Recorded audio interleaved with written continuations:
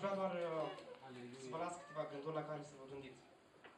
Este adevărat că un foc care arde luminează o casă. Dar este la fel de adevărat că un foc necârjit poate să ardă o casă. Vreau să citim în Isaia, capitolul 1.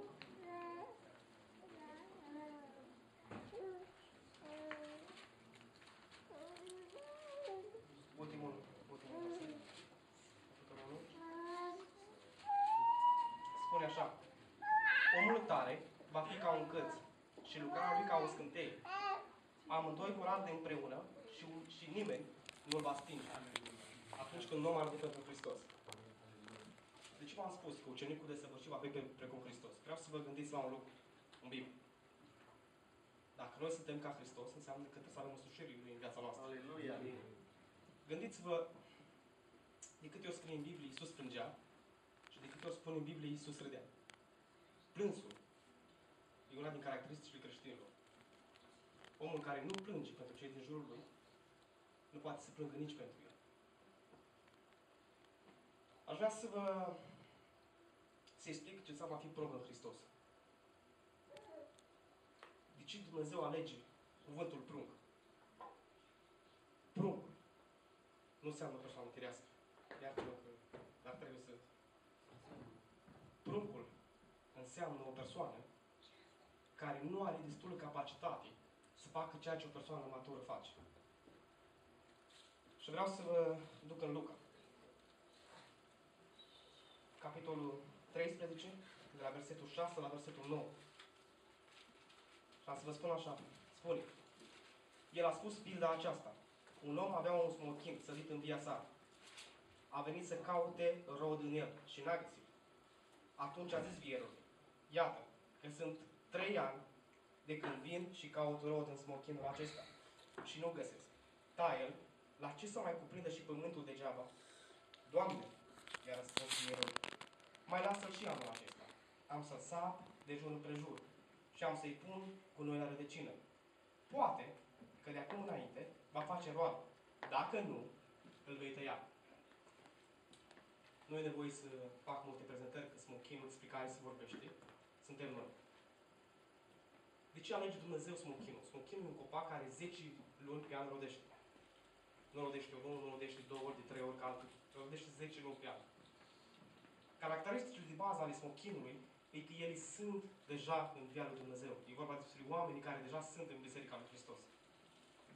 Totuși, Dumnezeu vine după 3 ani de zi. De ce 3? De ce nu vine Dumnezeu din prima zi când a fost născut din nou? Pentru ca fiecare om care e născut din nou e un prunc. Vă știți, dacă un copil, dacă am lăsat o cană aici și ar veni un copil mic și ar da o joc, ar sparge-o, ar spune, vai, eu sparg cana, nu-i frumos ce-i făcut.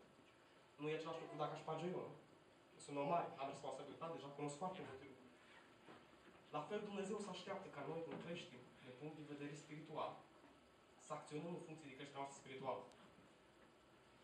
Nu e normal ca să ceri unui copil ceea ce se cere unui om matur. Aia înseamnă să fii prunc Hristos. La aia se referă Pavel când vorbește cu secții de acolo. Nu fiți din nou prunci, nu fiți din nou ca cei care nu știu. Pentru că voi deja ați trecut peste lucrurile, să spun eu mai departe. Deja voi ați învățat și ați gustat din Dumnezeu.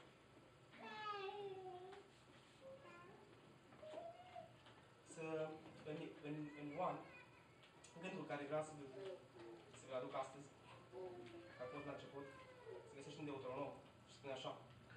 În Deuteronom, capitolul 6, spune, Domnul ne-a poruncit atunci să împlinim toate aceste legi și să ne temem de Domnul, Dumnezeul nostru, ca să fim totdeauna fericiți și să ne ținem în viață, cum face astăzi. Dacă vom avea parte de îndurarea Lui, dacă vom împlini cu scumpătate toate aceste porunci înaintea Domnului, Dumnezeului nostru, cum ne-a poruncit El. Ascultarea de Dumnezeu e primul lucru care trebuie să reflecte în viața unui creștin. Noi, ca și creștini, noi nu suntem vânători de demoni. Noi nu avem de luptat împotriva diavolului și noi nu-l convingem pe diavolul unde suntem. Nu e datoria noastră să-l punem într-un loc sau într-altul. Noi suntem în Hristos. Întrebarea este, te are Hristos pe tine? Pentru că atunci când Hristos te are, lucrurile se schimbă. Vreau să vă dau o fabulă. Când un păstor păstorește oile și lupul vrea să mănânce oaie, de cine se teme? De oaie sau de păstor? Oare se duce oaia la el și spune pleacă? E păstorul. Trebuie să înțelegem că duhurile necurate și diavolul din noi se teme de păstorul din noi. Iisus Hristos care este în noi, este păstorul nostru. Amin? Amin. Vreau să vă gândiți la lucrurile astea, vă spun modul în care eu le văd și modul în care eu le găsesc în Scriptură. Pentru că Scriptura pentru mine este singurul loc în care eu mă adâncesc și pe care eu îl consider valabil.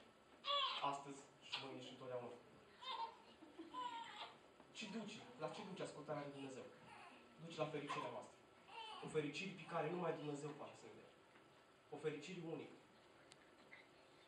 Noi nu căutăm emoții. Noi nu căutăm lucruri extraordinare. Noi căutăm o fericire pe care numai Dumnezeu poate să o dea. Căutăm cu toți ca să fim sfinți, nu? Și, dragii mei, spre sfințire nu este scutător. Nu acum 15 minute ai fost murdar și acum ești cel mai sfânt de toți.